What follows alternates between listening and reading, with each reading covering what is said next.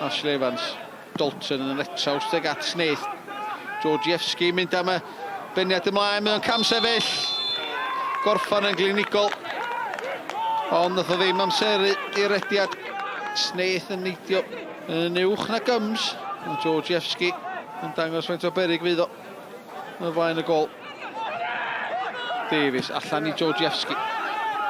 Cyflawn dibeu Clark, mae'n bas i mewn i Davies. Davies yn troi ar groesiad i mewn nôl. Tuag at Georgievski sy'n gyfle. Wood!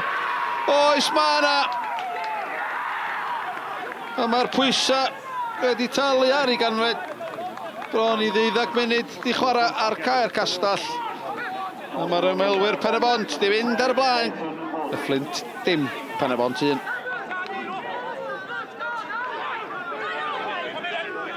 Conor Davies yn ceisio lledu'r chwarae tuag at Snaith. Snaith i Wood. Sgoriwr y gol sy'n gwanu'r ddau dîm Ken Owen. Sy'n mewn mae Miles Davies. Yna led gan Conor Davies ar ergyd. Dod i mewn gan Miles Davies. Mi o'r ystyr yn poeni. I hyrddiad ei hun ar draws y gol. Efo falch o'i gweld ti yn hedfan i bio'r postyn pella. Fyny tuag at Buckley ar ôl beniad chwilio am Cydwalydr. O gath Jeffries wthio Cydwalydr y fanna. I mewn i'r golwr. O, mae'n agos i'r bel.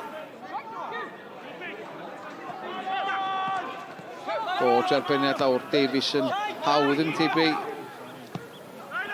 Buckley ydi Georgievski ddim yn cam sefyll. Cyfan yr ail. O! Cymryd gormod amser. Gwaith gwych gan Rushton yn y gol. Cau Rongl yn sydyn iawn. Edwards yn uniongyrchol tuag at Buckley. Yn disgyn i Rob Hughes. Hughes rwan cisio ymtibio i Davies mewn y cwrt Cosby. Rhedeg da gan Rob Hughes yn gyfle y Fflint o arbediad wych gyda'i draed gan Ashley Morris. Gwaith da gan Bradley. Rob Hughes yn brysgamu ymlaen. Yr opsiwn na i'r dde gyda Tom Kemp. A Hughes dal i fynd yn y cwrt Cosby methu ni'n ôl a draws. Tuag at Mark Cydwalydr.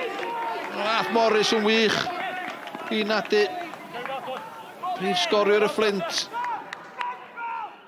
Yeah, well, certainly first 25 minutes I thought we were outstanding. There was only one team in it, and to be honest, they probably had a bit of a shock the way we started. But after that, the last hour was just a battle. I thought they were well organised and they were physical and they knew what they were doing, and they're going to pick up points. So for us, it's a great win.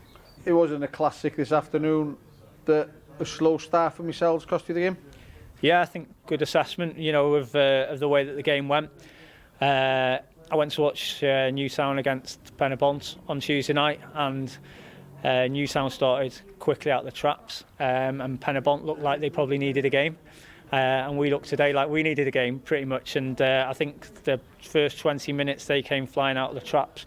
We were trying to, but they had more energy than us. They were first to all the second balls, and they got us on the back foot from the start. I thought we grew into it.